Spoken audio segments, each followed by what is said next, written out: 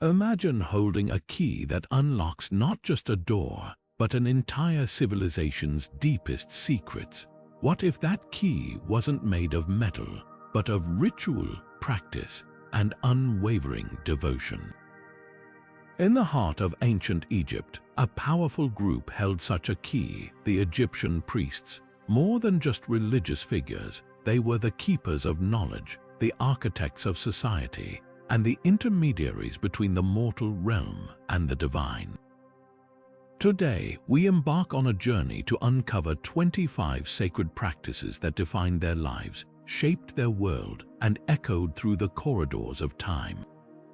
Join us as we peel back the layers of mystery, revealing hidden aspects of their daily lives, their spiritual rituals, and the profound wisdom they held, promising a deeper understanding of one of history's most fascinating cultures. The first practice involves purification rituals. Imagine stepping into a world where cleanliness transcends the physical, becoming a gateway to the divine. For ancient Egyptian priests, purity was paramount, acting as a bridge between humanity and the gods. Their rigorous cleansing processes were not mere hygiene, but sacred acts of transformation. Daily, priests would immerse themselves in sacred pools, water sourced from specific locations believed to hold divine properties. This wasn't just any water, it was often drawn from the Nile or special temple wells, each believed to be blessed by the gods themselves. As they stepped into these waters, they weren't just washing away dirt, but also spiritual impurities that could hinder their connection with the divine. Further enhancing this purification was the complete removal of body hair. Priests would shave their heads and bodies meticulously. This practice symbolized a stripping away of the mundane, a rejection of earthly vanity in favor of spiritual clarity. By removing hair, they were shedding any potential source of impurity or distraction from their sacred duties. Complementing these cleansing practices was the wearing of linen garments. Linen, derived from the flax plant, was considered the purest of fabrics. Unlike wool or other animal-based materials, linen was seen as untainted by animalistic energies, making it the ideal attire for those who sought to commune with the gods. These crisp, white linen robes served as a constant reminder of their commitment to purity, both inside and out. As they performed these acts, incantations echoed through the temple halls. These were not mere words, but powerful vibrations, ancient spells designed to invoke the blessings of the gods and solidify the priest's purified state. Specific deities were called upon, their names resonating with the water, the linen, and the very air around them, ensuring that each ritual was imbued with divine grace.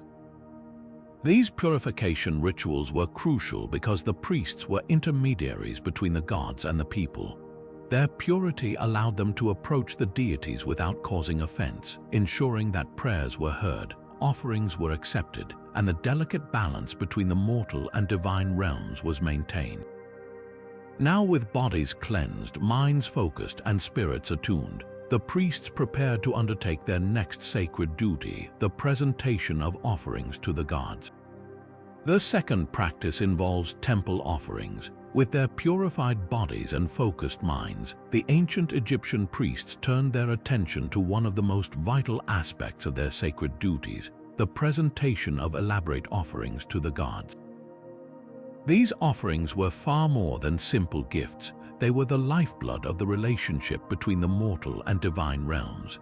The array of items presented to the gods was vast and meticulously chosen. Food formed a cornerstone of these offerings, from freshly baked bread and roasted meats to an assortment of fruits and vegetables, all cultivated with utmost care. Drink, too, was essential, with wine and beer flowing freely, each brew crafted according to ancient recipes and rituals. Beyond sustenance, precious metals like gold and silver adorned the altars, shimmering symbols of wealth and reverence. Textiles, finely woven and vibrantly colored, added another layer of splendor to these divine displays. Every offering held deep symbolic meaning, carefully aligned with the specific deity it was intended for. For instance, offerings to Ra, the sun god, often included golden objects representing his radiant power. Osiris, the god of the afterlife, received offerings of food and drink, symbolizing sustenance in the underworld. Hathor, the goddess of love and beauty, was presented with fine textiles and fragrant perfumes befitting her graceful nature. The preparation and presentation of these offerings were intricate tasks divided among various priestly roles. Some priests oversaw the cultivation of crops and the brewing of beverages, ensuring that only the finest ingredients were used. Others specialized in the crafting of precious metal artifacts or the weaving of textiles, each piece imbued with symbolic meaning. Finally, there were those priests whose sole responsibility was to present the offerings before the gods, reciting prayers and performing rituals to ensure their acceptance. These acts of devotion were crucial for maintaining the gods' favor. It was believed that through these offerings, the gods were nourished and appeased, ensuring the continued prosperity and protection of Egypt. By demonstrating their unwavering devotion, the priests sought to maintain the delicate balance between the mortal and divine realms, safeguarding their land and its people from chaos and misfortune.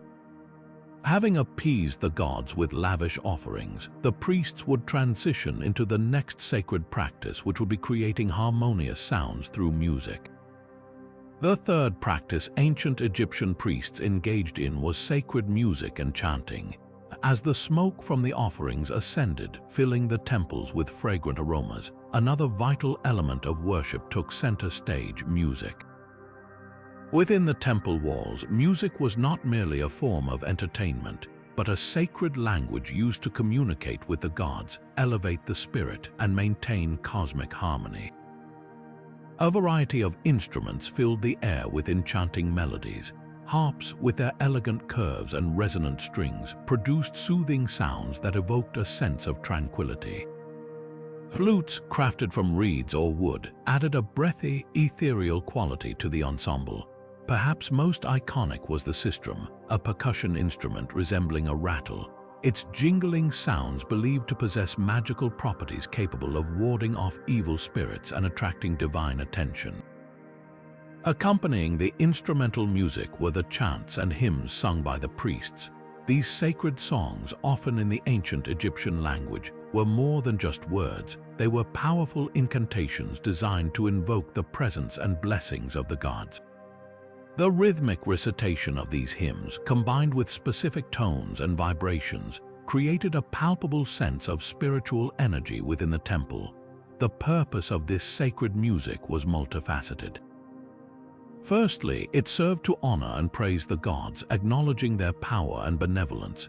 Secondly, it acted as a conduit for communication, allowing the priests to directly address the deities and convey the needs and aspirations of the people. Finally, it played a crucial role in maintaining the cosmic order, ensuring that the universe remained in balance. The spiritual effects of this music and chanting were profound, both for the priests and the audience.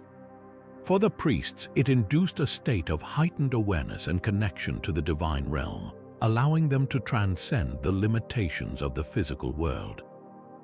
For the audience, it fostered a sense of collective unity and spiritual upliftment, drawing them closer to the gods and reinforcing their faith. The melodies and rhythms resonated deep within their souls, creating a shared experience of reverence and awe. Following the sacred music and chanting, which elevated the spiritual atmosphere within the temple, the priests would turn to another important practice, the interpretation of dreams. The fourth practice centered on the interpretation of dreams. In the world of ancient Egypt, sleep was viewed as a portal to another realm, a space where the gods could communicate directly with mortals. Priests held a unique position as interpreters of these divine messages, possessing the knowledge and skill to decipher the hidden meanings within dreams. Dreams were never dismissed as mere figments of the imagination. Instead, they were considered rich with symbolism and guidance, offering insights into the future, warnings about impending dangers, or solutions to pressing problems. To unravel these enigmatic visions, priests employed a variety of methods. one common tool was the dream dictionary, an ancient text filled with interpretations of various dream symbols. These dictionaries provided a framework for understanding the general meaning of a dream, linking specific images or scenarios to corresponding events or emotions. For example, dreaming of the Nile overflowing its banks might signify an abundant harvest, while seeing a crocodile could warn of enemies lurking nearby. However, dream interpretation was not simply a matter of consulting a book. Priests also relied on their own intuition and spiritual connection to the gods. They might enter into a meditative state, seeking direct guidance from a deity known for their wisdom and insight, such as Thoth, the god of knowledge and writing. This consultation could involve prayer, chanting, or even rituals designed to induce a trance-like state, allowing the priest to receive divine revelation. Many famous dreams and their interpretations have been recorded throughout Egyptian history. One well-known example involves the pharaoh Thutmose IV, who, while resting in the shadow of the Sphinx, had a dream in which the Sphinx spoke to him, promising him the throne of Egypt if he cleared away the sand that had accumulated around it. Upon awakening, Thutmose followed the instructions in his dream, and indeed, he became the next pharaoh. Such stories highlight the profound influence dream interpretation had on decision-making in ancient Egypt. From matters of state to personal affairs, dreams were consulted as a source of wisdom and guidance, shaping the course of history and the lives of individuals. With the interpretation of dreams playing such a crucial role in Egyptian society, priests also devoted their time to astronomical observations to divine future from the stars. The fifth practice highlights the profound connection between the heavens and earthly life through astronomical observations. In ancient Egypt, astronomy wasn't just a science, it was a sacred duty, intimately linked to the rhythms of the cosmos and the will of the gods. Priests, as custodians of this celestial knowledge, meticulously charted the movements of the stars and planets, understanding that these cosmic patterns held the key to predicting not only the timing of religious festivals but also the crucial agricultural cycles. The annual flooding of the Nile, the lifeblood of Egypt, was directly tied to the heliacal rising of the star Sirius, known as Sothis to the Egyptians.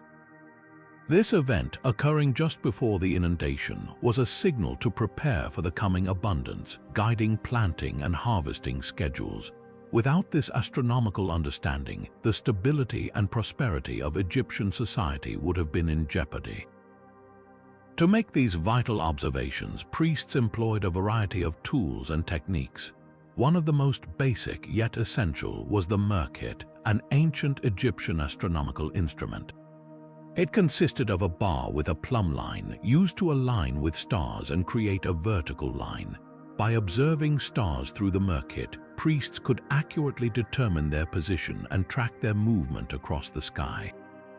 Shadow clocks and sundials helped to measure the passage of time during the day, while water clocks or clepsydra were used to measure time at night. These instruments, though simple by modern standards, allowed for precise measurements and the creation of detailed astronomical records. This astronomical knowledge was not confined to observatories, but also deeply integrated into temple architecture and ritual practices.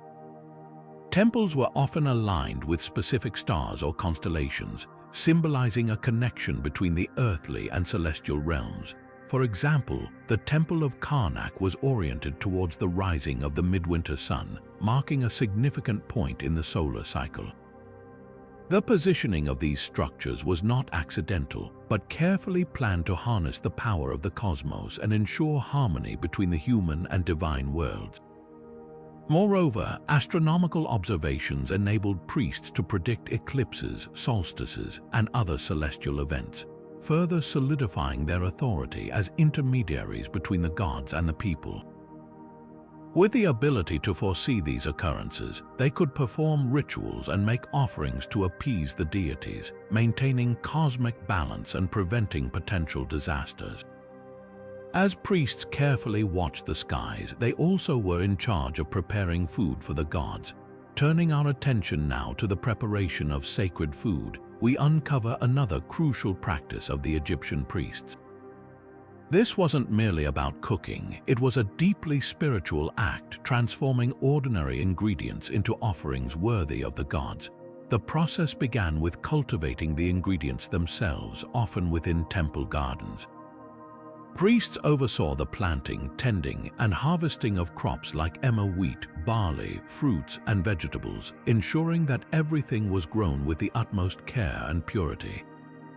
Specific plants were associated with certain deities. For instance, lettuce was linked to Min, the god of fertility, reflecting its perceived aphrodisiac qualities.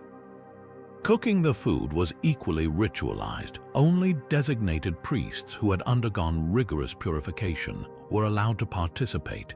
They followed precise recipes and methods, often dictated by ancient texts, to prepare dishes that pleased the gods. Ingredients were carefully selected for their symbolic significance. Bread, a staple offering, represented life and sustenance. Meat, though less common, symbolized strength and power. Fruits and vegetables represented the bounty of the earth. Each ingredient was believed to carry a specific energy that, when offered to the gods, could influence their favor. Water used in the cooking was drawn from sacred wells or the Nile itself, further purifying the food. Presentation was paramount. The cooked dishes were arranged on ornate platters and presented on offering tables within the temple. Specific arrangements and decorations were used to honor individual deities. Incense was burned and prayers were recited to consecrate the offerings.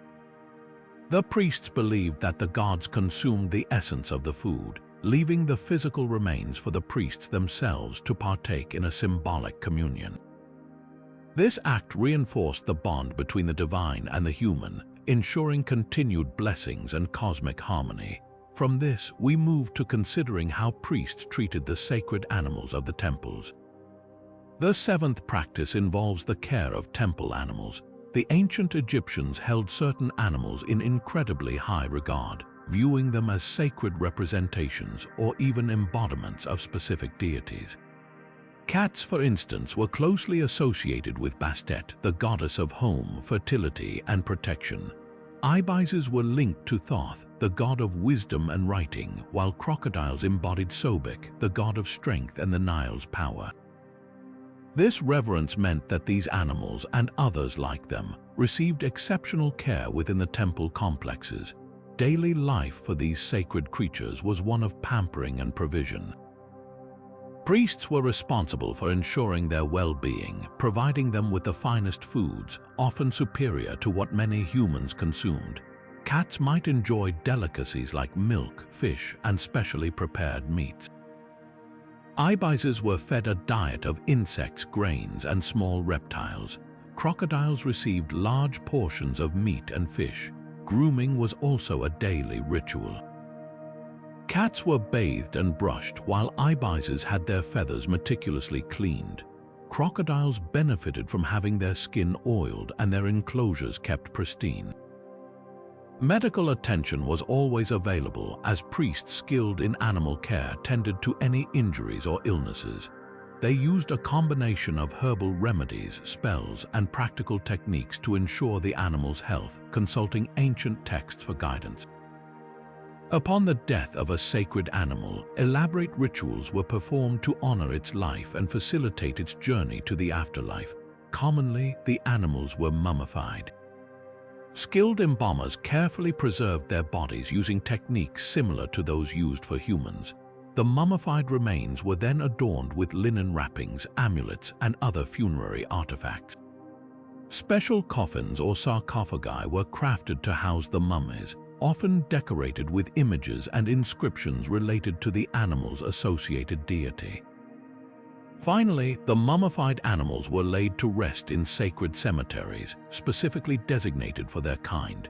These cemeteries, such as the catacombs at Saqqara for cats and Tuna el Jebel for ibises and baboons, have yielded vast numbers of animal mummies, providing invaluable insights into ancient Egyptian religious beliefs and practices. It is worth noticing how writing and reading hieroglyphs played a crucial part in documenting their practices. The eighth practice highlights writing and reading hieroglyphs.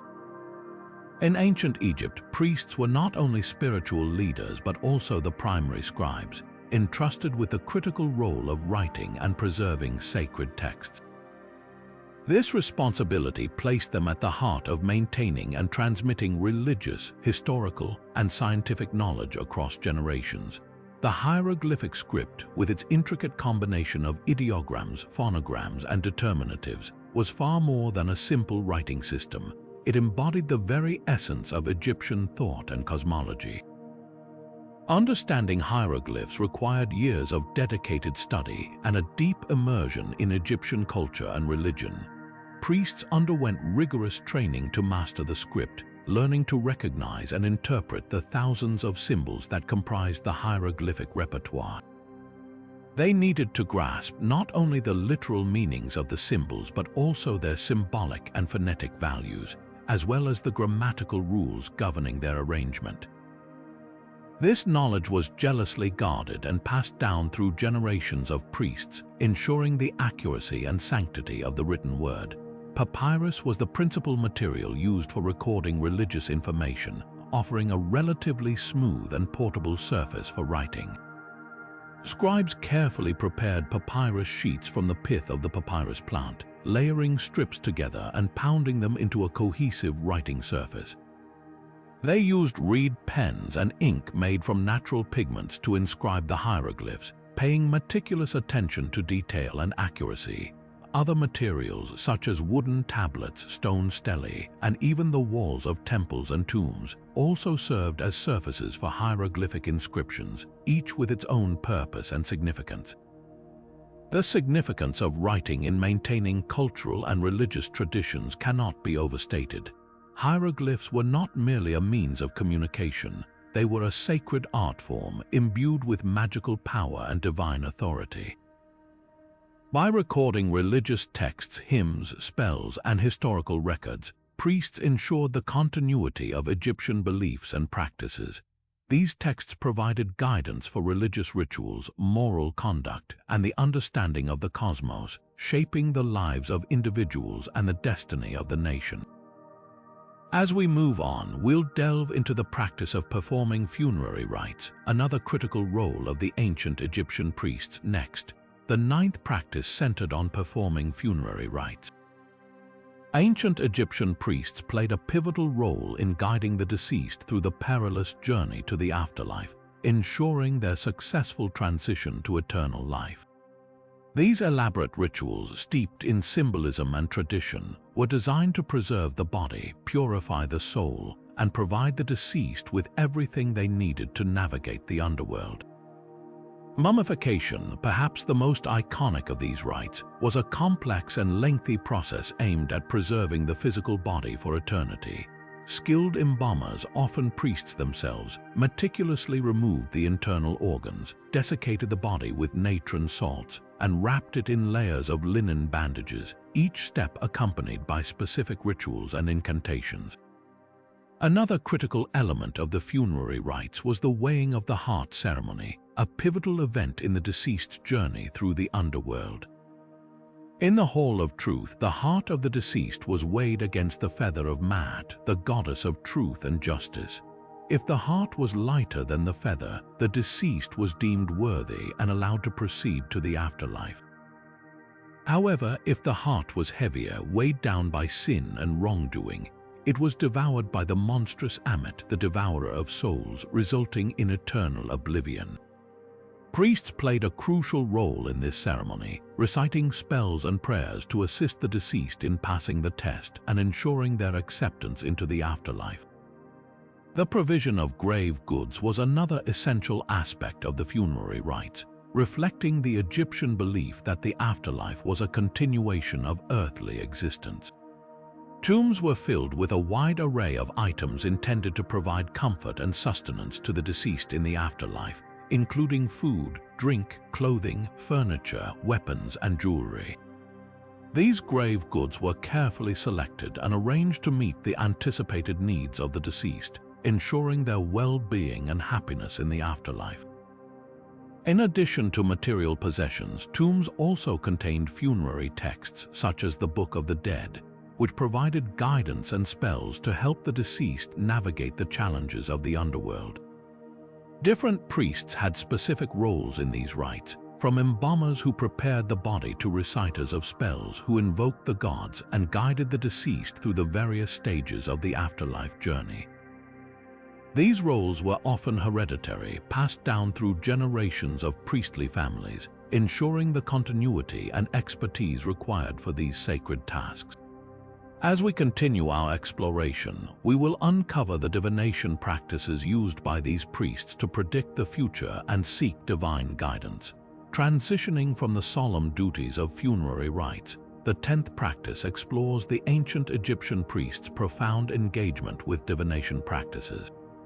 These methods were employed to predict the future, interpret omens, and seek divine guidance on matters both personal and political.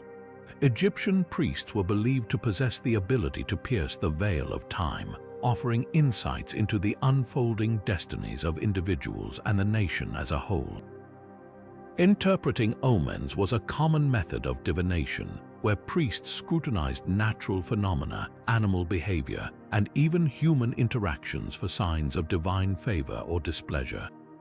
Unusual weather patterns, peculiar animal movements, or unexpected events could all be interpreted as messages from the gods, guiding decisions and influencing actions. The priests, with their deep understanding of religious symbolism and mythology, were uniquely qualified to decipher these subtle clues and provide meaningful interpretations. Casting lots was another technique used to discern the will of the gods. This involved using objects such as stones or sticks, marked with specific symbols or inscriptions, and casting them in a ritualistic manner.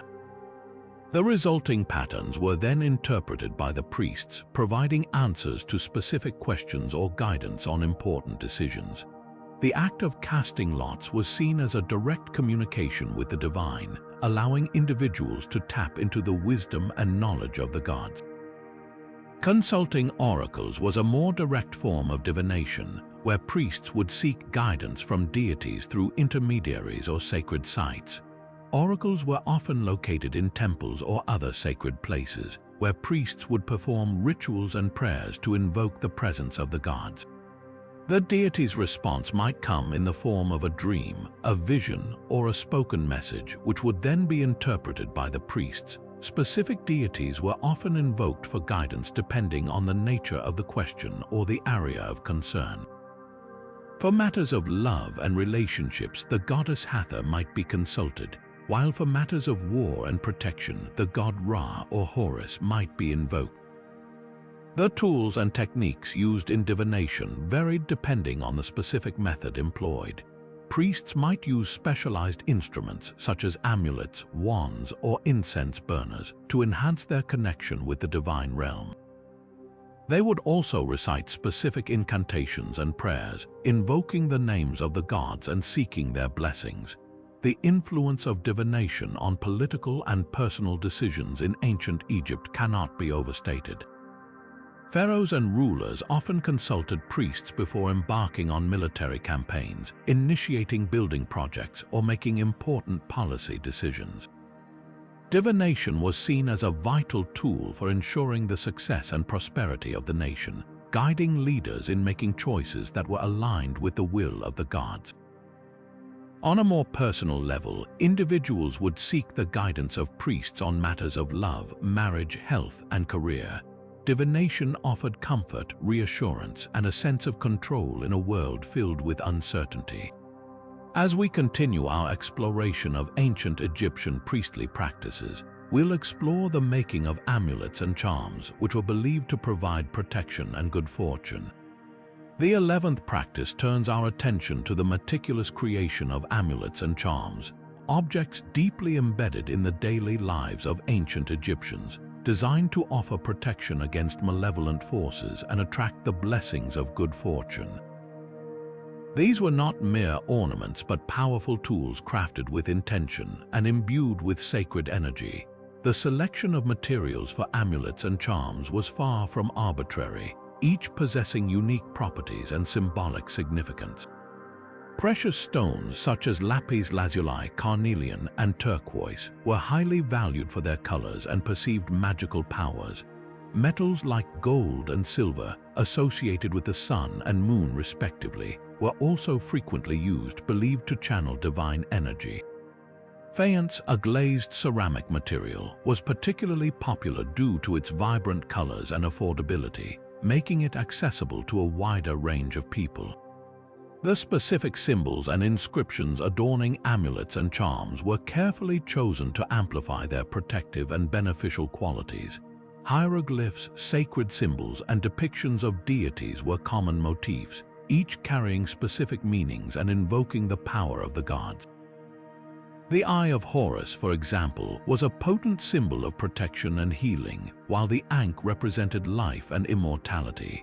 Amulets shaped like animals, such as the scarab beetle or the cat, were also popular, embodying the characteristics and powers associated with those creatures. The creation of amulets and charms was not simply a craft but a sacred ritual, performed by priests or skilled artisans under their guidance. These individuals possessed not only the technical expertise but also the spiritual knowledge necessary to imbue the objects with divine energy. Specific rituals were performed to empower the amulets, involving the recitation of spells, the burning of incense, and the invocation of deities. The process of creation itself was considered a sacred act, requiring purity of mind and intention. Through these rituals, the amulets were transformed from mere objects into potent vessels of divine power, capable of protecting their wearers from harm and attracting good fortune. Having explored the creation and empowerment of amulets, let's now turn our attention to the priest's pivotal role in temple construction and design, reflecting their deep understanding of sacred geometry and cosmic principles. The 12th practice highlights the priest's deep involvement in temple construction and design, ensuring that these sacred spaces were not merely buildings but precise reflections of the cosmos, aligned with sacred geometry and astronomical principles. Their role extended far beyond that of simple overseers. They were the architects of the divine on earth. Priests meticulously planned the layout of temples to mirror the heavens, incorporating astronomical alignments that marked solstices, equinoxes, and the rising of significant stars. This alignment ensured that the temple was in harmony with the universe, channeling cosmic energies and connecting the earthly realm with the divine. Sacred geometry, based on mathematical ratios and proportions believed to be divinely inspired, was also central to temple design. The precise placement of columns, the dimensions of chambers, and the angles of walls were all carefully calculated to create a space that resonated with spiritual power.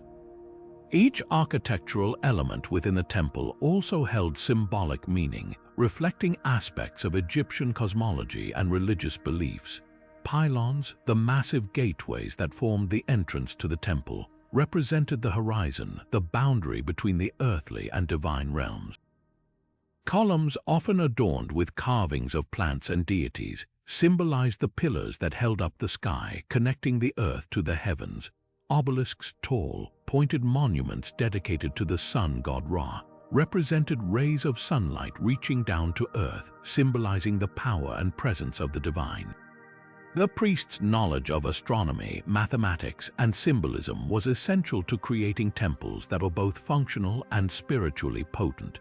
These temples served not only as places of worship but also as centers of learning and power, embodying the Egyptians' profound understanding of the universe and their place within it. This knowledge, carefully guarded and passed down through generations of priests, ensured that each temple was a microcosm of the cosmos, a sacred space where humanity could connect with the divine.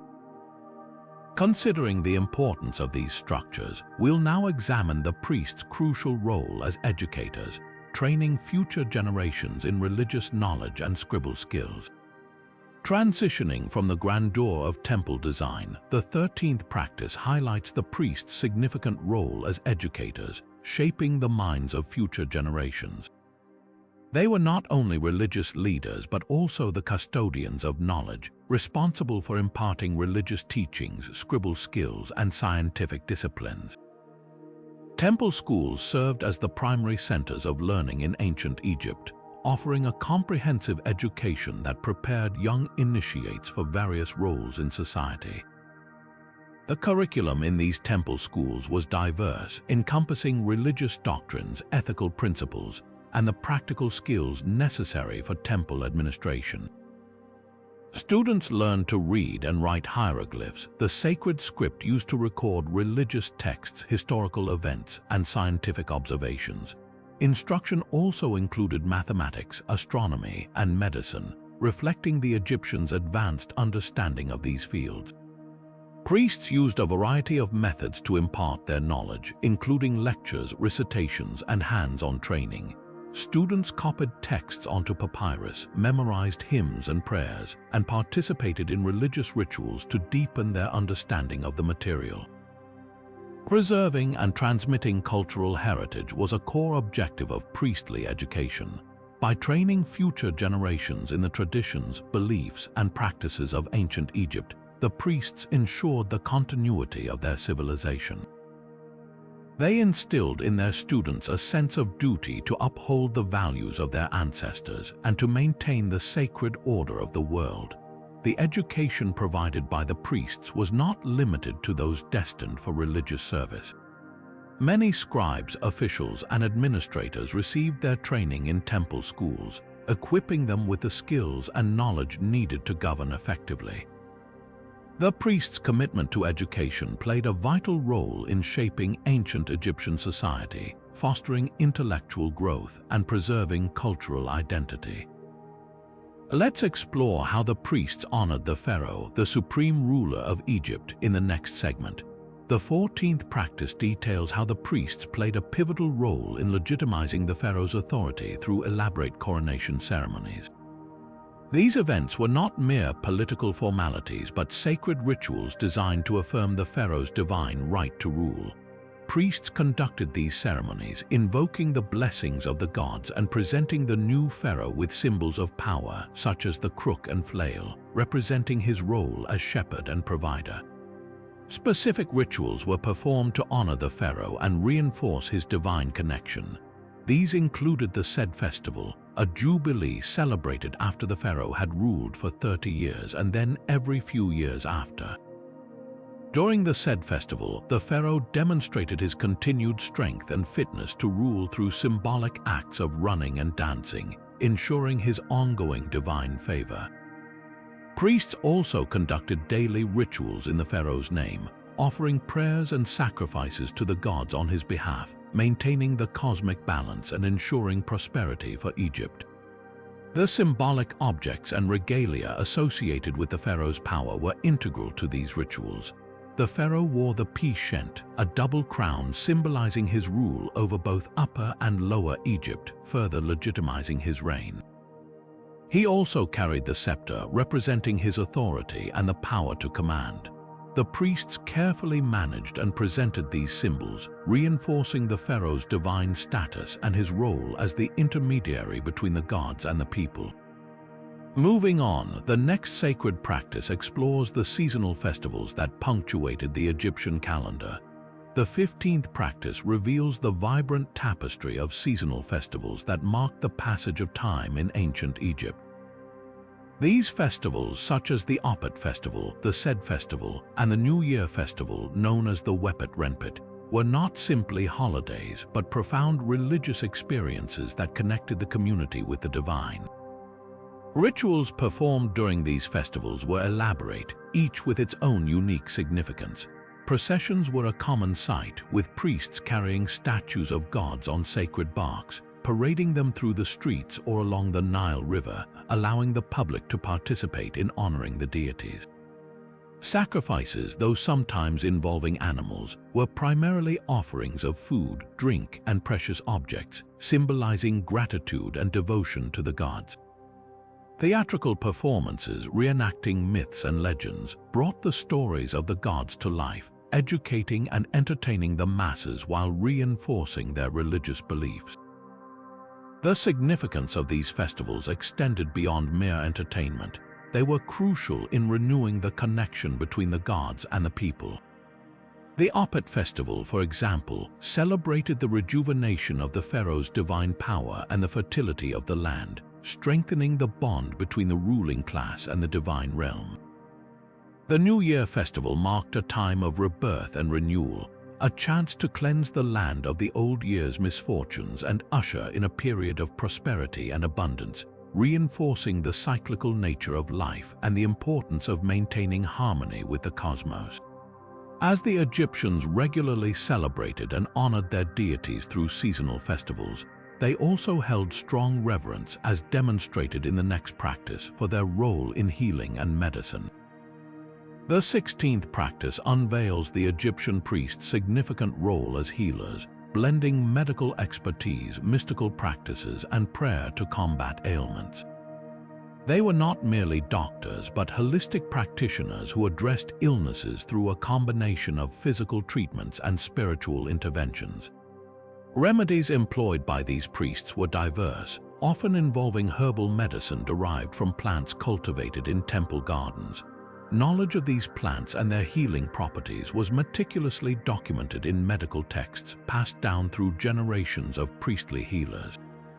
Incantations, spoken words believed to possess magical power, accompanied herbal treatments intended to enhance their effectiveness and invoke divine assistance. Amulets, small objects inscribed with protective symbols and spells, were also prescribed, serving as tangible sources of comfort and spiritual defense against malevolent forces. Central to the priests' healing philosophy was the belief in the interconnectedness of physical and spiritual well-being. Disease was often seen as a manifestation of spiritual imbalance caused by divine displeasure, demonic influence, or personal transgressions. Therefore, healing rituals addressed both the physical symptoms and the underlying spiritual causes. Prayers were offered to deities associated with healing, such as Sekhmet, the goddess of healing and medicine, seeking their intervention and blessings. Cleansing rituals and confessionals were also performed to purify the patient's spirit and restore harmony between the individual, the gods, and the cosmos. As the priest's role was important to keep the people healthy, they knew the importance of their land and its sacred places. The 17th practice highlights the profound understanding ancient Egyptian priests possessed regarding the sacred geography of their land, viewing it as a living tapestry woven with divine significance. Central to this understanding was the Nile River, not merely a source of sustenance but a sacred artery that nourished both the land and the spirit. Priests believed the Nile's annual flood, orchestrated by the gods, symbolized renewal and rebirth, mirroring the cyclical nature of life, death, and resurrection. Rituals performed along the Nile's banks were common, including offerings of gratitude for its bounty and prayers for continued prosperity. These ceremonies often involved the casting of precious objects into the river's waters, accompanied by chants and hymns invoking the river god's blessings. Beyond the Nile, the desert held a unique place in the priest's sacred geography, representing a realm of potent spiritual energy and transformative power. Though seemingly barren, the desert was considered a gateway to the afterlife and a place of testing and initiation. Solitary retreats into the desert were undertaken by priests seeking deeper communion with the divine, where they would meditate, fast, and confront their inner demons. Specific geographical locations within Egypt were also imbued with sacred significance, such as the city of Thebes, home to the magnificent Karnak temple, dedicated to the Theban triad of Amun, Mut, and Khonsu. Temples were strategically built at these power points, aligned with astronomical phenomena and designed to channel divine energy into the surrounding landscape. Beliefs associated with these sacred places were deeply ingrained in Egyptian cosmology. The priests saw Egypt as a microcosm of the universe, with each geographical feature reflecting a corresponding element in the celestial realm. Temples, for example, were designed to mirror the structure of the cosmos, with their pylons representing the horizon and their sanctuaries symbolizing the inner sanctum of the divine. Through their rituals and ceremonies, the priests sought to maintain harmony between the earthly and celestial realms, ensuring the continued well-being of Egypt and its people. Understanding these connections was not merely academic, but essential for performing rituals that maintained balance and ensured divine favor. Following the reverence for the land, the priest's role extended to safeguarding knowledge as well. Shifting our focus from the land to the legacy, the 18th practice emphasizes the crucial role of ancient Egyptian priests as custodians of knowledge, meticulously maintaining temple libraries that housed vast collections of papyrus scrolls. These libraries were not merely repositories of religious texts, but also centers of learning, containing a wealth of scientific, historical, and literary works. Priests trained as scribes from a young age were responsible for the creation, copying, and preservation of these invaluable documents. Their expertise ensured the survival of countless texts, providing insights into ancient Egyptian civilization for millennia to come. The methods employed by the priests to catalog and protect these texts were remarkably sophisticated. Scrolls were typically organized by subject matter and stored in designated chambers within the temple complex. Labels, often written in hieratic script, were affixed to the scrolls, indicating their contents and facilitating retrieval. To safeguard against damage from humidity, insects, and other environmental factors, the scrolls were often kept in protective containers such as clay jars or wooden boxes. Some texts were even treated with natural preservatives such as cedar oil to extend their lifespan. The priests vigilantly monitored the condition of the scrolls, regularly inspecting them for signs of decay and undertaking repairs as needed. The importance of preserving knowledge for future generations was deeply ingrained in the priestly ethos. They believed that knowledge was a sacred trust to be passed down from one generation to the next. By meticulously maintaining their temple libraries, the priests ensured that the wisdom of the past would continue to inform and enlighten the present. This dedication to preserving knowledge played a vital role in shaping ancient Egyptian culture and ensuring its enduring legacy. Now, let's unveil another sacred practice, deeply intertwined with the spiritual and physical well-being of both people and deities: animal sacrifice rituals.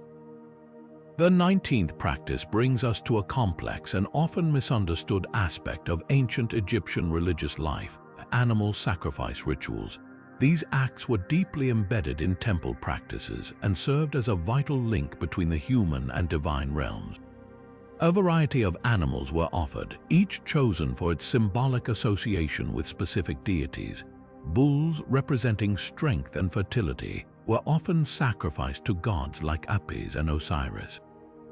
Goats, linked to virility and abundance, were presented to deities associated with those qualities. Birds, symbolizing the soul's journey and communication with the heavens, were offered to sky gods like Horus and Thoth. The purpose of these sacrifices was multifaceted. Foremost, they served to appease the gods, acknowledging their power and seeking their favor. Egyptians believed that maintaining a harmonious relationship with the divine was crucial for ensuring prosperity, abundant harvests, and protection from enemies. Sacrifices were also offered as expressions of gratitude for blessings received, or as pleas for intervention during times of hardship. The symbolic meaning of the sacrifice lay in the offering of life itself, a potent gift intended to nourish the gods and strengthen the bonds between the mortal and immortal worlds. The techniques employed in performing these sacrifices were elaborate and steeped in ritual. The animal was carefully selected, ensuring it was blemish-free and fit for presentation to the gods. Priests specially trained in these procedures conducted the ceremony with precision and reverence. The act typically took place within the temple precinct, often in a designated area near the altar. Instruments such as flint knives or bronze blades were used to perform the sacrifice swiftly and efficiently. Incantations and prayers recited in ancient Egyptian accompanied the act, invoking the presence of the deity and ensuring the ritual's efficacy. The blood of the sacrificed animal, considered a sacred substance, was often collected and offered to the god, while the remaining portions of the animal might be burned as incense or consumed in a communal feast. Respect for the sacred nature of the act was paramount, with every step meticulously executed to honor the gods and maintain cosmic order. The next practice explores the use of sacred oils and incense, fragrant elements that played a crucial role in purification and divine connection. The 20th practice highlights the use of sacred oils and incense, integral components in the repertoire of ancient Egyptian priests. These aromatic substances were not merely fragrant additions, they were powerful tools used to purify, heal, and connect with the divine. The ingredients used to create these oils and incenses were carefully selected for their symbolic properties. Myrrh, with its rich, resinous aroma, was associated with purification and embalming, signifying transformation and rebirth. Frankincense, derived from the resin of the boswellia tree, was prized for its ability to elevate the mind and promote spiritual awareness, often used in offerings to the gods. Lotus, with its delicate floral scent, symbolized creation, enlightenment, and the sun, embodying renewal and divine beauty. These sacred oils and incenses played a prominent role in numerous rituals. Anointing statues of gods was a common practice, believed to awaken the deity's presence within the effigy, consecrating it as a vessel for divine energy. Cleansing sacred spaces, such as temples and sanctuaries, involved burning incense to purify the air and dispel negative influences, creating an environment conducive to spiritual communion. Priests also used these substances to enhance meditative states, applying fragrant oils to their bodies or inhaling the scent of incense to induce altered states of consciousness, facilitating deeper connections with the divine realm. The methods of creating these oils and incenses were elaborate and meticulous, emphasizing purity and proper invocation. Priests carefully sourced the ingredients, ensuring they were of the highest quality and free from impurities. The preparation process involved grinding, mixing, and infusing the ingredients according to ancient recipes, passed down through generations of priestly initiates. During the preparation, priests recited specific incantations and prayers, invoking the blessings of the gods and imbuing the substances with divine energy. The purity of the ingredients and the sincerity of the invocations were considered essential for the efficacy of the oils and incenses, ensuring they served their intended purpose of purification, healing, and divine connection.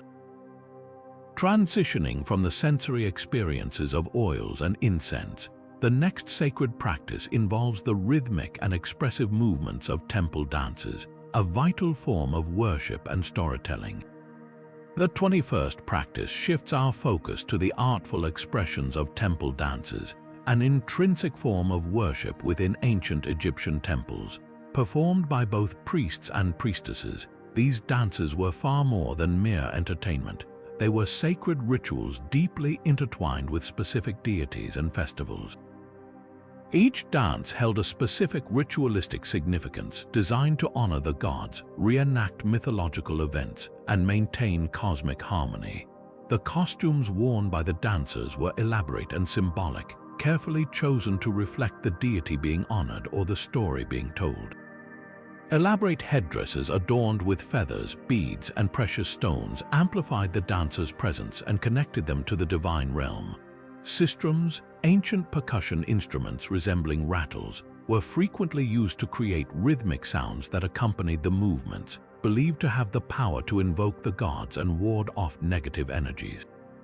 Other musical instruments such as harps, flutes, and drums added layers of melody and rhythm to the performances, enhancing the overall spiritual experience. The movements and gestures involved in temple dances were precise and purposeful, often mimicking cosmological events or scenes from mythology.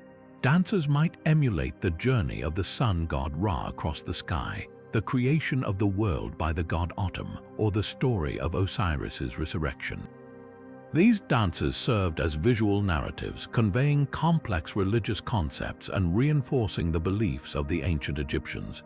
Each step, each turn, and each gesture held symbolic meaning, contributing to the overall effect of invoking the gods and ensuring cosmic harmony. The dances were believed to have the power to influence the divine realm, bringing blessings, prosperity, and protection to the community and the pharaoh. As we move from the vibrant movements of temple dances, we will explore the solemn recitations from the Book of the Dead during funerary rites, a crucial practice for guiding the deceased through the afterlife.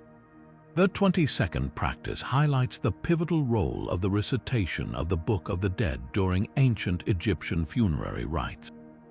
This collection of spells, prayers, and declarations was not a single, unified book, but rather a compilation of texts intended to assist the deceased in navigating the perils of the underworld and securing a favorable judgment before Osiris, the god of the afterlife. The recitation of these passages was considered essential for the successful transition of the deceased into the eternal realm. Specific sections of the Book of the Dead were typically recited to address particular challenges or stages in the afterlife journey. For instance, spells aimed at protecting the deceased from malevolent spirits and demons were common, ensuring safe passage through the dangerous landscapes of the underworld. Chapters that detailed the correct behavior and responses required when facing the divine judges were also crucial, providing the deceased with the knowledge needed to plead their case effectively. Furthermore, passages describing the weighing of the heart ceremony, where the deceased's heart was measured against the feather of Maat, representing truth and justice, emphasized the importance of a virtuous life. These recitations were believed to imbue the deceased with the necessary knowledge, power, and moral standing to achieve immortality. The role of the priest as the reciter of these sacred texts was paramount. More than just a reader, the priest served as a conduit between the earthly and divine realms, channeling the power of the words to benefit the deceased. The effectiveness of the recitation depended heavily on the priest's intonation, rhythm, and correct pronunciation of the ancient Egyptian language. A precise and resonant delivery was thought to activate the magical properties inherent in the words, ensuring that the spells would work as intended. The priest's expertise and spiritual connection were therefore vital in guiding the deceased through the afterlife and securing their place in eternity. From the meticulous recitations of the Book of the Dead, our exploration moves to the daily acts of devotion, revealing how priests routinely honored the gods in their temples. Turning to the daily rhythms within the temples, the 23rd practice centers on the daily worship routines performed by priests for the primary deities housed within. These rituals were not mere formalities, but were profound acts of devotion designed to sustain the divine presence and maintain cosmic harmony. The daily worship was structured around a series of rituals performed at specific times, typically beginning before sunrise. The initial act involved the awakening of the deity. Priests would enter the sanctuary where the statue of the god or goddess was housed and perform rituals to rouse the deity from their nightly slumber. This was done with the utmost reverence, as the gods were believed to inhabit their statues in a real and tangible way. The awakening might involve incantations, gentle touches to the statue, and the presentation of early morning offerings. Following the awakening, priests would cleanse and clothe the statue. This involved washing the figure with purified water and anointing it with sacred oils. The statue was then dressed in elaborate garments befitting its divine status. The clothing ritual was deeply symbolic, representing the renewal and revitalization of the deity's power and presence. Next came the feeding of the god. Priests would present a lavish meal consisting of the finest foods and drinks. This offering was not seen as mere sustenance for the deity, but as a way to honor and nourish their divine essence. The food was prepared according to strict guidelines, ensuring its purity and suitability for divine consumption. After the deity had symbolically consumed the offering, the food was often distributed among the priests and temple staff. Throughout the day, priests would perform various acts of honoring the god, including reciting prayers, singing hymns, and burning incense. These acts were designed to maintain the deity's favor and ensure the continued blessings of the gods upon Egypt. The prayers and hymns were often ancient compositions passed down through generations of priests and were believed to hold immense power. Different priests had specific roles in these daily worship routines. Some were responsible for preparing the offerings, while others were tasked with reciting the prayers and hymns. The high priest typically oversaw the entire process, ensuring that all rituals were performed correctly and with the proper reverence. These daily acts provided the foundation for the priest's deeper connection to the gods. This dedication to healing demonstrates their comprehensive approach to well-being, both physical and spiritual. The 24th practice highlights the priest's profound knowledge of medicinal plants, which was integral to both healing rituals and practical applications in medicine. Their understanding extended from identifying and cultivating beneficial plants to preparing remedies and documenting their uses in medical texts. Temple gardens were not merely ornamental spaces, they were carefully curated collections of medicinal herbs and plants. Priests cultivated a variety of species, each known for its specific healing properties. Among these were aloe vera, used for its soothing and anti-inflammatory effects on skin ailments, poppy, from which pain-relieving substances were derived, and garlic, valued for its antiseptic and immune-boosting qualities. They treated a wide array of ailments, ranging from common digestive issues and skin infections to more serious conditions. Preparation methods for herbal remedies were diverse and meticulously followed. Infusions were created by steeping herbs in hot water to extract their active compounds, while ointments involved mixing plant extracts with a base of animal fat or oil for topical application. Poultices, a common remedy, were made by crushing herbs and applying them directly to the affected area to alleviate inflammation and pain. The application of these remedies was often accompanied by specific rituals.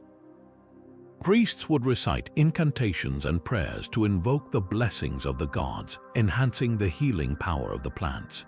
These rituals were believed to channel divine energy, amplifying the therapeutic effects of the herbal treatments. The ancient Egyptians documented their extensive knowledge of medicinal plants in various medical texts, such as the Ebers Papyrus and the Edwin Smith Papyrus. These texts contain detailed descriptions of plants, their medicinal uses, and methods of preparation. The preservation of this knowledge was of utmost importance to the priestly class, who considered it a sacred duty to pass down their expertise to future generations. This ensured the continuity of healing traditions and the maintenance of medical practices within the temples. Next, we explore how the priests used meditation and contemplation to deepen their spiritual connection. The 25th practice centers around the profound techniques of meditation and contemplation, essential for ancient Egyptian priests seeking spiritual enlightenment and a closer connection with the divine. These practices were not merely exercises in relaxation, but were seen as vital methods for accessing deeper truths and understanding the mysteries of the cosmos. Egyptian priests engaged in various forms of meditation, including focused breath control, known as pranayama in other traditions, which helped them achieve a state of mental clarity and inner peace. By regulating their breath, they could quiet the mind and open themselves to higher states of consciousness. Visualization was another key technique, where priests would mentally construct vivid images and scenes, often related to deities, the afterlife, or cosmic events. This practice served to internalize religious concepts and strengthen their spiritual beliefs, making abstract ideas more tangible and real. Repetitive chanting using sacred words and phrases was also common. These chants or mantras were believed to resonate with the divine, creating a vibrational connection between the priest and the gods. The rhythmic repetition aided in concentration and helped to bypass the distractions of the everyday world. The environments chosen for these meditative practices were carefully selected to enhance their effectiveness. Secluded chambers within the temple, far from the noise and activity of daily life, provided a quiet, focused space for contemplation. Sacred groves, often filled with symbolic plants and trees, offered a natural setting conducive to spiritual reflection. The philosophical and spiritual goals of these meditative experiences were multifaceted. Priests sought to understand cosmic principles such as the balance between order and chaos, the cycles of life and death, and the nature of the divine. By meditating on these concepts, they aimed to deepen their understanding of the universe and their place within it. Furthermore, meditation played a crucial role in enhancing the priest's understanding of divine will. Through contemplation, they sought to align their own will with that of the gods, becoming more effective intermediaries between the divine realm and the human world. This union of personal and divine purpose was seen as essential for maintaining cosmic harmony and ensuring the well-being of society. With the exploration of the priest's meditative practices now complete, we transition to a final reflection on their enduring legacy. Having journeyed through the intricate world of ancient Egyptian priests, it's time to draw together the threads of their sacred practices. These 25 rituals and disciplines were not isolated acts of devotion, but rather a comprehensive system designed to uphold the delicate balance of religious, social, and cosmic order in ancient Egypt.